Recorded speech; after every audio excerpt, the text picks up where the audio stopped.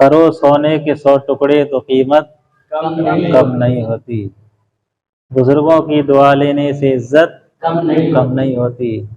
जरूरतमंद को दहलीज से खाली न लौटाओ, खुदा के नाम पर देने से दौलत कम नहीं होती। करीबे मुस्तफ़ा है कोई कोई, करीबे मुस्तफ़ा है कोई, ये दौलत लूटता है कोई। मदीना जाते हैं यूं तो हजारों, मदीना जाते हैं यूं तो हजारों, मगर मदीना देखता है कोई। एक मतलब कह देंगे सुभान अल्लाह। एक इंसान बहुत नेक, बहुत अच्छा पढ़ा लिखा इंसान किसी बादशाह से खत लिखवाकर अपनी नौकरी के लिए, नौकरी पक्की करने के लिए जा रहा था, नौकरी पक्की करने के लिए जा रहा था। जाते जाते उसे एक गांव में भीड़ दिखाई दी। क्या दिखाई दी? भीड़। उसने देखा पता नहीं क्या माजरा है, सबके सरों पर टोपी लगी हुई है। जाके देखा तो एक जनाजा रखा हुआ है। उसने कहा चलो जनाजा पढ़ लेते हैं जब आए हैं तो सारे लोग इंतजार कर रहे थे कि कोई पढ़ा लिखा आए तो जनाजा पढ़ाए, क्योंकि उनमें पढ़ा लिखा कोई नहीं था। लोगों ने देखा, गांव वालों ने, कि ये पढ़ा लिखा इंसान लगता है। कहा भाई जनाजा पढ़ा दीजिए। कहा ठीक है पढ़ा देता हूँ। उसने जनाजा पढ़ाया। सब कुछ करने के बाद, दफन उफन करने के बाद सब कुछ हो गया तो ये वापस वहां से फिर चल दिया जहाँ पे इसको नौकरी के लिए जाना था। जब ये चला गया, वहां पहुंचा जहां इसको नौकरी के लिए जाना था। बातचीत की तो उसने कहा आप कहाँ से आए हैं? तो उसने बताया वहां से ले आया हूँ और कुछ लिखवा करके खत लेकर के आया हूँ बादशाह से नौकरी के लिए। कहा दिखाओ। जब उसने जेब में हाथ डाला तो देखा वो पर्चा खत नहीं है। तब उसने कहा भाई मैं झूठ नहीं बोल रहा हूँ, मैं लिखवा करके लाया हूँ। ऐसे ऐसे मैंने जनाजा पढ़ाया है, रास्ते में पढ़ा लिखा कोई इंसान नहीं था। तो हो सकता है कि जब मैं कब्र में उतरा था तो मैं झुका था मुर्दे को लेकर, तो हो सकता है कि कब्र में गिर गया हो। तो उसने मालिक ने कहा कि बात तो तुम्हारी सब ठीक है, लेकिन सबूत के लिए मुझे कुछ चाहिए। कहा तुम्हें मौका देता हूं, तुम जाओ गांव वाले से बात कर कर कब्र खोद कर वो पर्चा लेकर के चले आओ।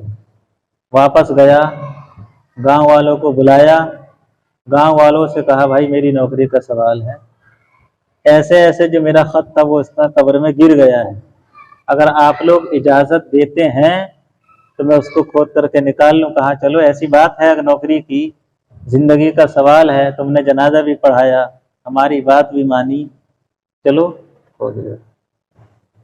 जब ये गया कब्र को उसने चाक किया, पर्चा तो मिल गया, उसका खत जो था मिल गया कब्र में, लेकिन इतनी खुशबू आ रही थी कब्र से, इतनी खुशबू आ रही थी, वो दुनिया की खुशबू नहीं थी बल्कि कहाँ की खुशबू थी? जन्नत की खुशबू थी।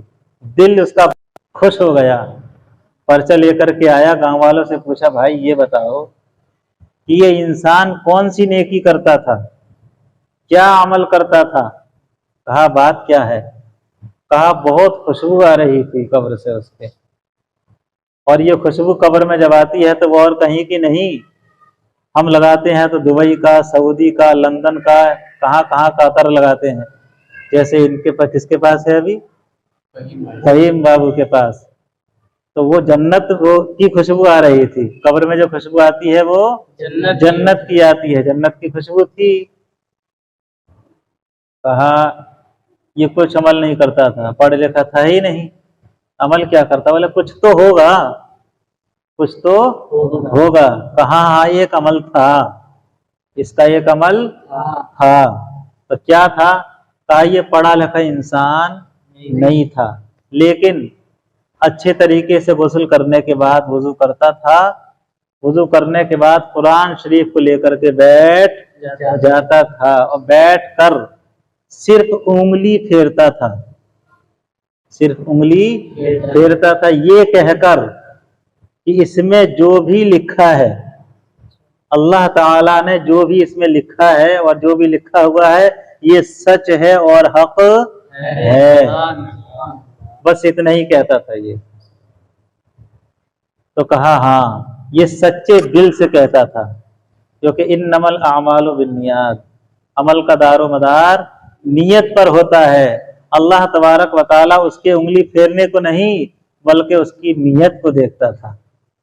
उसकी नियत अल्लाह ताला की बारगाह में कबूल हो गई। अगर हम भी नमाज पढ़ते हैं पढ़ें, रोजा रखते हैं रखें, जरूरी है रखना, लेकिन रखने से पहले, पढ़ने से पहले, किसी को कुछ देने से पहले ये सोच लें कि हम जो ये दे रहे हैं या पढ़ रहे हैं, क्या हमारे पढ़ने और देने में दिखावा तो नहीं है, ये देखना होगा हमें। अगर दिखावा हुआ तो जो आपने किया है सारा आपके चेहरे पर, मुंह पर मार दिया जाएगा, क्योंकि अल्लाह तबारक व ताला हमारे अमल को नहीं बल्कि हमारी नीयत को देखेगा, हमारे दिल को देखेगा। दिल जितना अच्छा होगा, पाक व साफ होगा, अल्लाह तबारक व ताला की बारगाह में इतनी ही इबादत हमारी काबिल कबूल होगी। अल्लाह ताला की बारगाह में दुआ करें कि अल्लाह तबारक व ताला हम तमामी मुसलमानों को, जितने भी दुनिया के मुसलमान हैं, सब मुसलमानों को अच्छे अमल करने की और बुरे अमल से बचने की तौफीक और रफीक अता फरमाए। आमीन या रब्बल आलमीन। अस्सलामु अलैकुम।